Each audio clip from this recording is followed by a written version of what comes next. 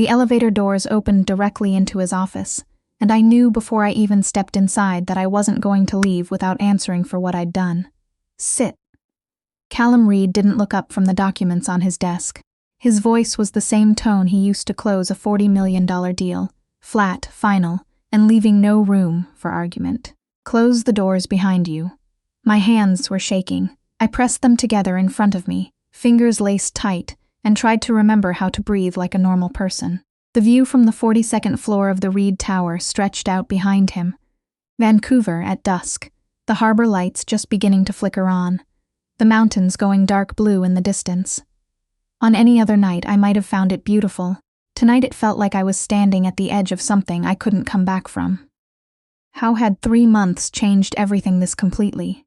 12 weeks ago, I was Maren Kowalski, 31-year-old single mother, working the dinner service at Arbor, one of those restaurants on West Georgia that makes you whisper when you walk in. I was pulling double shifts twice a week, calculating whether I could cover Sophie's physiotherapy copay before the end of the month, or whether I'd have to ask my sister again, and listen to her sigh in that way. That meant she was keeping score. My daughter was 7, asthmatic, and convinced that one day she'd be a marine biologist.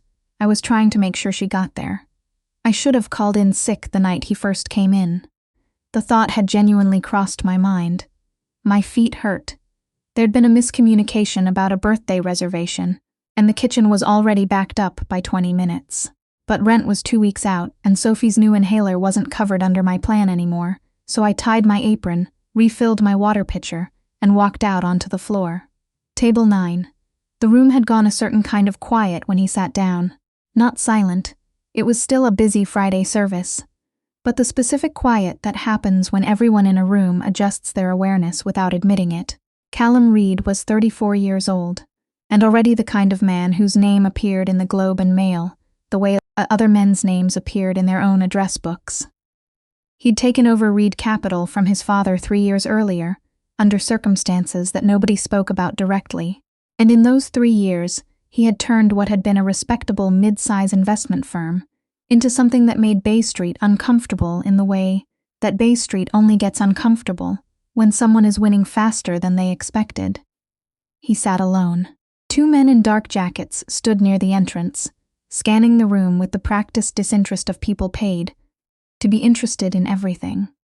I'd heard things about Callum Reed the way you hear things about anyone powerful in a city that's smaller than it looks. That he was relentless, that he had a memory like a court transcript, that he'd once walked away from a deal worth $60 million because the other party had been 20 minutes late to the meeting, and he'd never explained why, and the deal had died, and everyone involved had been too afraid to ask for a second chance. None of that had prepared me for the actual experience of approaching his table. "Good evening. I'm Maren, and I'll be looking after you tonight." My voice came out steadier than I felt. "Can I start you with something to drink?" He looked up. That was all. He just looked up, and the full weight of his attention landed on me like a physical thing. His eyes were a gray so dark, they registered almost black in the low light. He had the kind of face that looked like it had been assembled with specific intent. Sharp jaw, defined brows, a mouth set in a line that seemed to default to skepticism rather than cruelty. He was wearing a charcoal suit that cost more than my car. He looked like he had never once in his life been uncertain about anything. He looked at my name tag, then back at my face. "Maren," he said. The way he said it, quietly, like he was noting something down, made my name feel unfamiliar to me. "What do you recommend?" I told him about the sablefish. He ordered it with a glass of the Okanagan Pinot Noir I suggested, thanked me with a short nod, and returned to whatever he'd been reading on his phone. I went back to the kitchen and stood at the pass for a moment longer than necessary. He stayed until last call.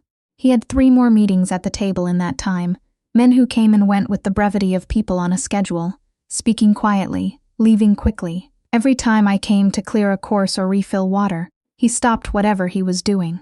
Not dramatically. He just stopped, and waited until I'd finished, and watched me walk away. When I brought his bill, he handed back a black card without checking the total. As I ran it, he said without looking up, "You recommended the Pinot Noir?" "Yes," I said. "Good call." A pause. "Bring me the same one next time." I smiled because it seemed like the right thing to do, and I walked back to the till, and I tried not to think too hard about what next time implied. The tip was $800 on a $340 bill. I stared at it until my manager came over and told me I needed to close out my other tables. I tried to return it. I know how that sounds, but I genuinely tried. I went out to the front of the building with the printed receipt in my hand, and one of the men in dark jackets was still there, and he told me, very politely, that Mr. Reed had already left for the evening, and that returning a gratuity wasn't something he was set up to facilitate. Then he got into a black Suburban and drove away, and I stood on West Georgia in my work apron with $800 and a very bad feeling that I couldn't name. That night I lay awake next to Sophie, who had fallen asleep on my bed again during our reading time, her hair fanned out over my pillow. I listened to her breathe, always listening for that Zeisler rasp, that hesitation. And I thought about the way Callum Reed had said next time, like it was already decided. 3 days later, a basket arrived at my apartment. Wild honey from a small producer in the Fraser Valley, 3 books about marine biology for children, and a note on heavy cream cardstock that said only, "For the marine biologist." No signature. I hadn't told him about Sophie. I should have quit right then. Instead, I stood in my kitchen holding those books with my heart doing something I couldn't categorize, and I thought, how does he know? The gifts kept coming. Not overwhelming, never overwhelming, and I realized later that was deliberate. A week of lunches delivered from a deli near Sophie's school, labeled with her name. New running shoes in my exact size, left with the host station at Arbor, in a plain bag with no note. A message through the restaurant skank if Sophie's physiotherapy provider was Dr. Halverson on Robson, and if so, that her next 6 sessions had been taken care of. I didn't sleep well for 2 weeks after that one. He came back to Arbor the following Thursday, requested my section. Said nothing about any of it, just ordered the halibut, and asked how I thought the kitchen handled fish, compared to red meat. We talked for 4 minutes about brining techniques while I cleared his starter plate, and when I walked back to the kitchen, my face was warm, in a way I couldn't blame on the pass lights, and so it had been for 3 months. Twice a week, sometimes 3 times. The gifts, the careful, deliberate attention, the way he made me feel, against every rational instinct I had, like I was the most important thing in whatever room we were in together, which was insane, because I was staff, because he was Callum Reed, because nothing about any of this made any sense. I told myself I stayed because of the tips, because Sophie's medications weren't getting cheaper, because one of his early gifts had been a referral to a pediatric respirologist at BC Children's, who had completely overhauled Sophie's treatment plan and cut her emergency visits in half. I told myself a lot of things. Then came the afternoon that changed everything. I'd been covering a lunch shift, running on 4 hours of sleep because Sophie had had a rough night. I was refilling a table's water, and the pitcher slipped. I caught it, but not before water sloshed across the tablecloth and into a guest's lap.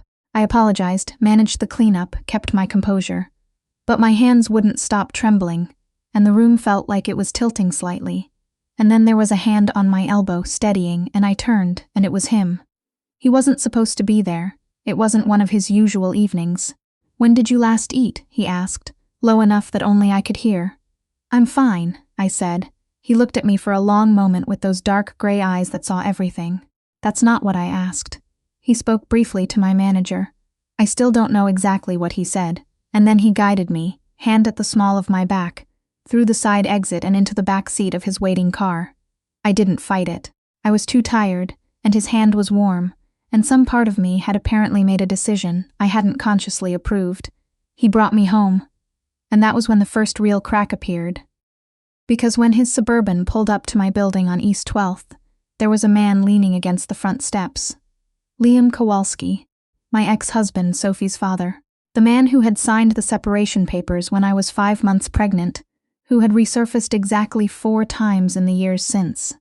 Twice asking for money he claimed was a loan, once because his mother had guilted him into seeing Sophie, once to tell me he was getting remarried, and wanted me to know from him first. As though I owed him something for that. He saw the Suburban. His expression shifted. "You know him," Callum said. "It wasn't a question." "Sophie's father," I said. My voice had gone very flat. "He wants money." Something changed in Callum's face. A quietness descended over him that was somehow more alarming than anger would have been. He said something brief to his driver. Then he said, "Wait here," and he got out of the car. I watched through the window. I couldn't hear what was said. But I watched Liam's posture change, the defensive slouch, then the confusion, then something that looked very much like fear. And within 2 minutes he was walking away, quickly, without looking back. Callum got back into the car and said nothing for a moment. "He won't come back," he said finally. "You can't promise that." He looked at me. I just did. That night, after he'd walked me to my apartment door and waited until I'd locked it behind me, I sat on the floor of my kitchen and tried to figure out what I was feeling. I'd gone in terrified of this man, his power, his precision, the way he'd inserted himself into my life without ever quite asking permission. And now I was sitting on my kitchen floor feeling something alarmingly close to safe. 2 weeks after that, Liam's lawyer sent a letter.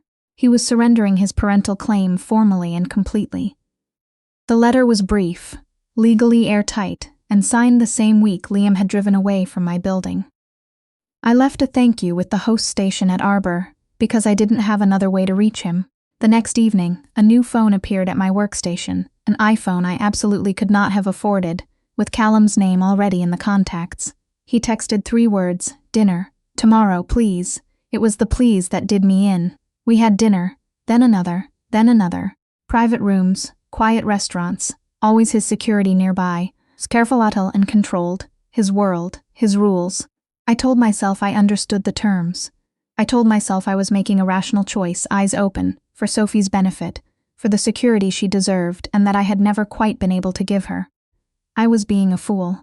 And now, 3 months after that first dinner, I was sitting across from him in his office, 42 floors above the city, and the folder on his desk between us contained photographs of me meeting with Detective Superintendent Anjali Patel of the RCMP's Financial Crimes Division at a cafe on Canby Street, and I had no idea how long he'd known.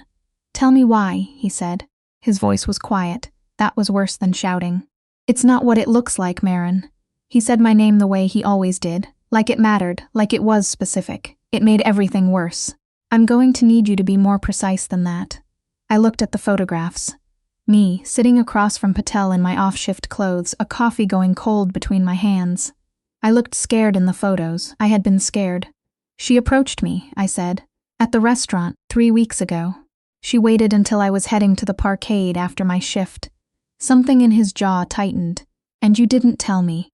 "She told me I was a person of interest, that they had questions about Liam's custody arrangement, the speed of it, how it was formalized." I forced myself to hold his gaze. "She said she could help Sophie and me disappear. New identities, relocation assistance, the whole thing. She said you were dangerous and that I was already in too deep to see it clearly." A long silence. "And was she right?" he asked. "I sat there for 45 minutes, I said. And then I thanked her for the coffee and left."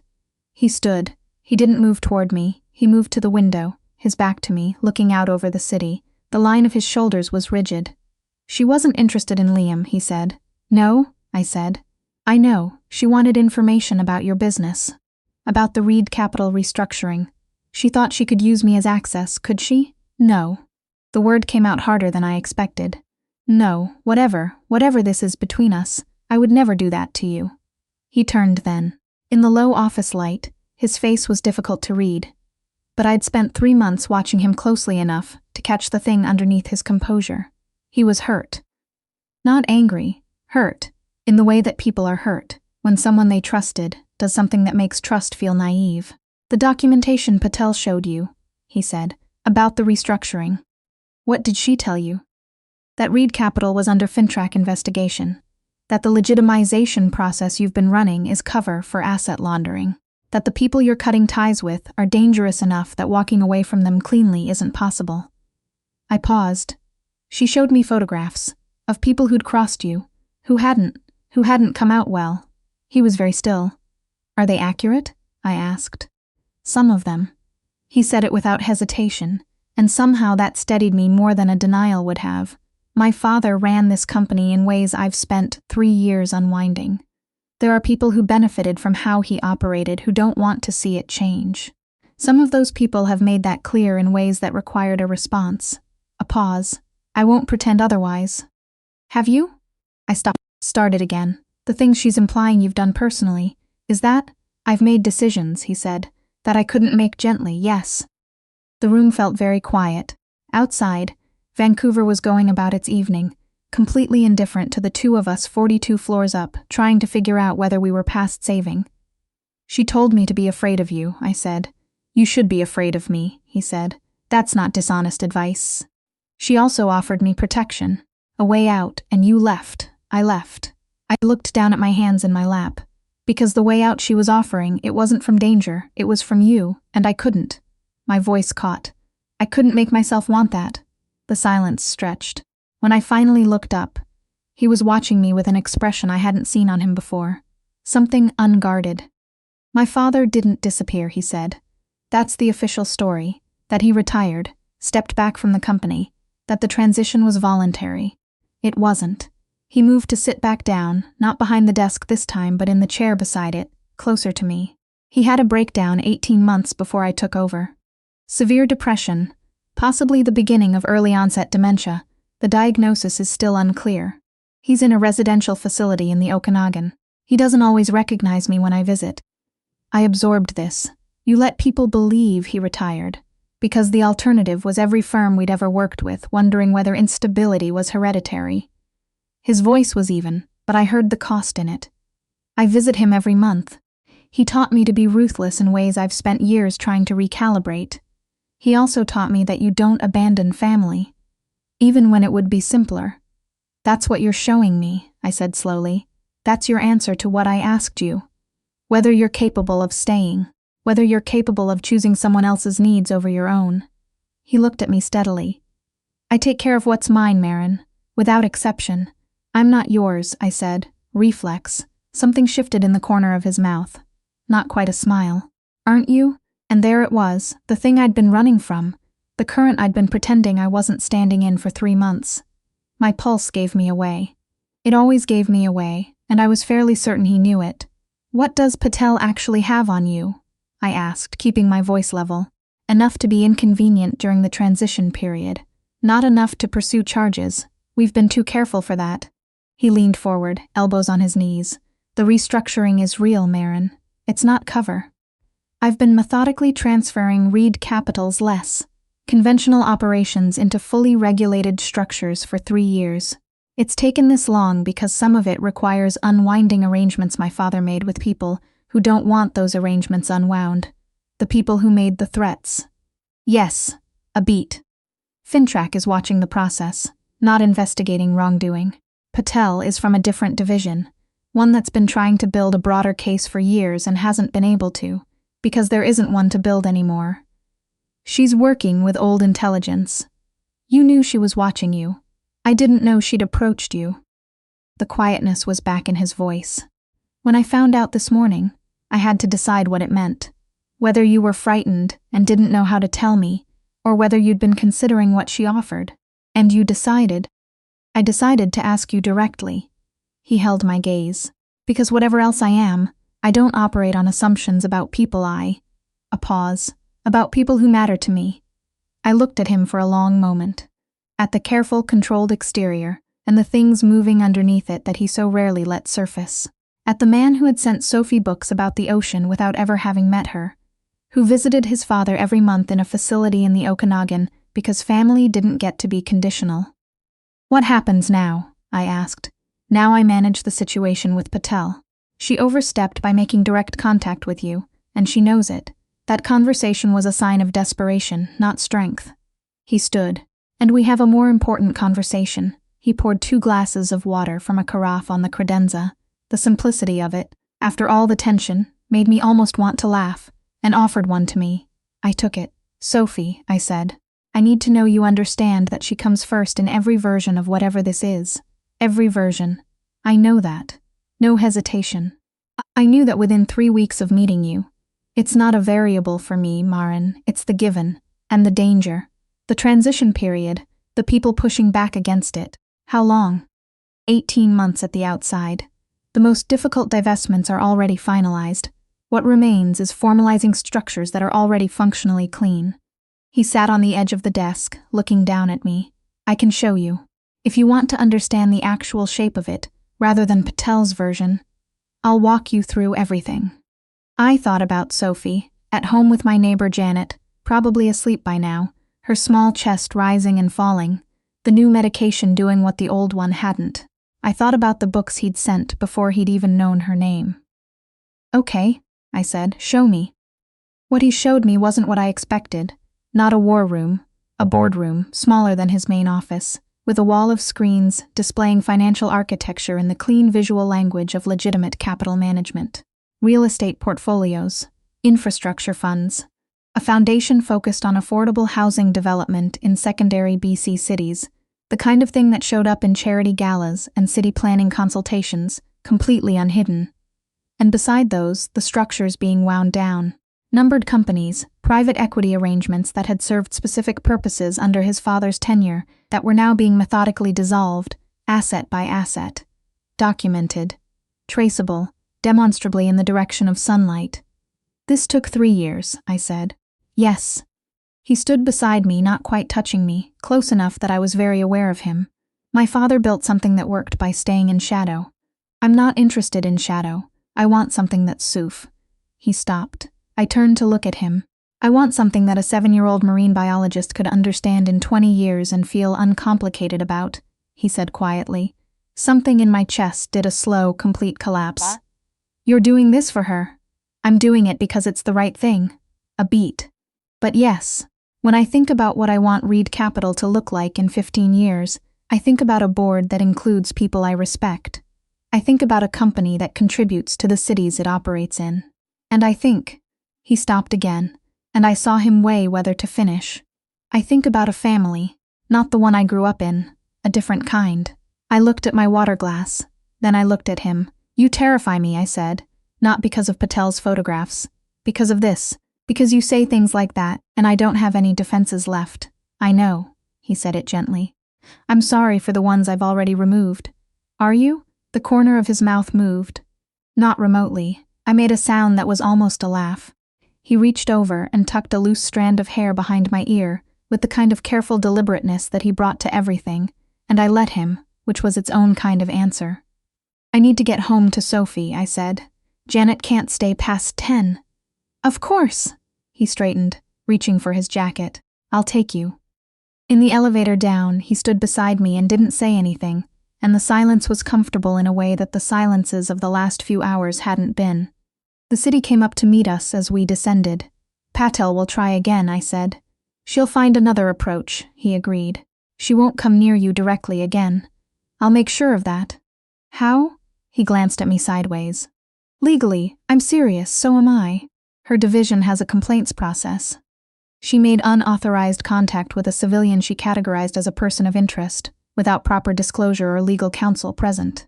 She knows she overstepped. A pause. There are ways to make that inconvenience significant without anything I can't fully account for. I nodded slowly. Okay. He seemed faintly surprised, like he'd been bracing for more. You're not perfect, I said. I'm not asking you to be.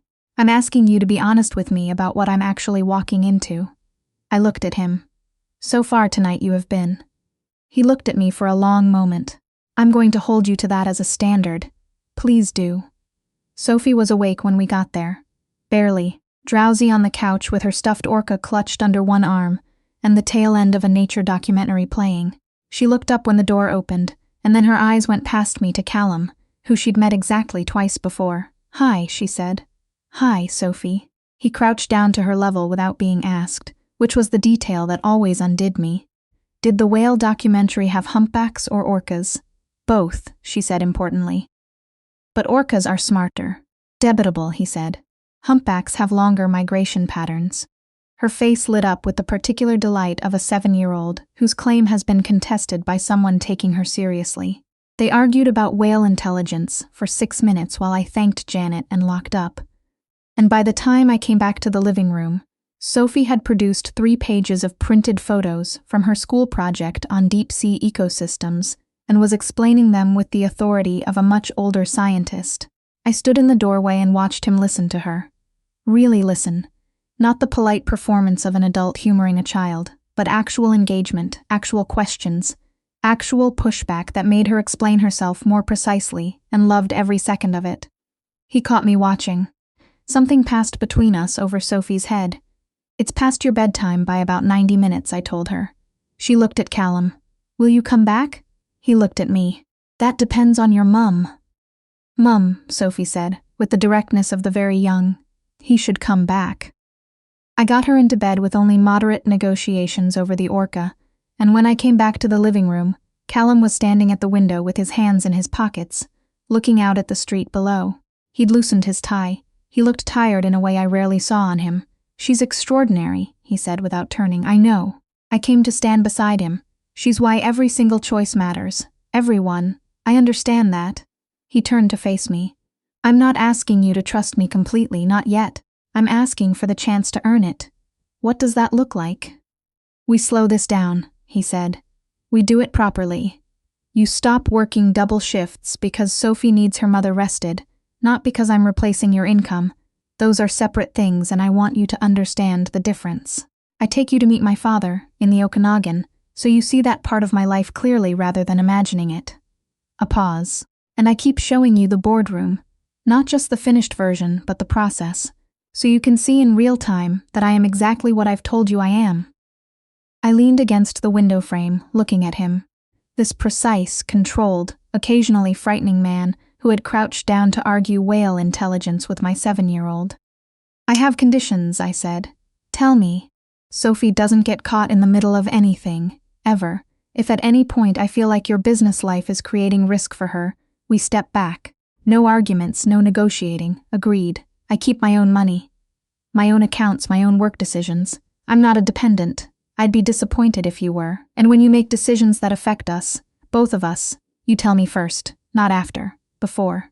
He was quiet for a moment. "That last one I may occasionally struggle with. I've operated alone for a long time." He met my eyes. "But I'll try. And when I fail at it, I expect you to call me on it. Count on it," I said. Something relaxed in his expression. "Then yes, to all of it." I let out a breath I'd apparently been holding since the elevator doors had opened 4 hours ago. He reached out and took my hand. Just that, just his hand around mine, quiet and certain. And I let myself lean slightly against his shoulder, which was new for both of us and felt, against all reasonable odds, like the rightest thing I'd done in years. "I should let you sleep," he said, not moving. "Probably. Sophie's going to want to finish the whale argument. She has notes," I said. "She's not done with you." He laughed, a real one, low and warm, not the controlled version I usually got, and I felt it against my shoulder. I filed it away carefully, that sound. "I'll see you Thursday," he said, finally stepping back, retrieving his jacket. "You'll see me Thursday," I agreed. At the door he paused. "For what it's worth, what you said tonight in the office. That you couldn't make yourself want the way out she was offering." He held my gaze. "I've been doing this for 3 years, building something I could be honest about. I'd started to wonder if it would ever matter to anyone besides accountants and regulators." A beat. "It matters that it matters to you." I didn't say anything. I didn't have to. After the door closed, I stood in my quiet apartment, listening to the furnace hum and the distant sound of the street below, and I thought about choices. About the ones that look like surrender, until you look at them more carefully. About the ones you make with your eyes open, and your heart already gone. 14 months later, we were in the Okanagan for a long weekend when Callum proposed. Not with ceremony, that wasn't who he was. We were on the deck of his father's facility, in the early evening light that turns everything amber in the South Okanagan, and Sophie was inside with the staff, and with his father, who was having a clear day, and had spent 20 minutes telling her, very seriously, about the time he'd seen a gray whale off the coast of Haida Gwaii, which she had received like a gift. Callum had been watching me watch the vineyard rows running down to the lake below, and he said my name in that particular way he had, and when I turned he was holding a ring that was so exactly right, sapphire, small and precise, no performance, that I knew he'd thought about it for a long time. "I don't want to run it," he said. "I just want to know if you want to. The company?" I said, because I was thrown. "Everything," he said. "All of it, with me." Sophie appeared in the doorway behind us at exactly that moment, orca stuffed animal under her arm, having apparently escaped. "Are you asking Mum to marry you?" she demanded. Callum looked at her very seriously. I am. She considered him with the forensic attention she gave to anything important. You owe her an apology for being scary that first time. I'm working on it, he said. Okay, she said. Then yes. And she went back inside. I was still laughing when I said yes. He put the ring on my finger and pulled me against him, and we stood there in the amber light of a winding down day, this improbable life arranging itself quietly around us, like it had been decided from the start. Maybe it had. We went inside together to find Sophie explaining Haida Gwaii to his father with full authority, both of them leaning over her printed photos, and the old man was smiling, a real smile, present and clear, and Callum went still beside me for just a second, the way he sometimes did when something good happened and he wasn't sure he'd earned it. I took his hand. He held on.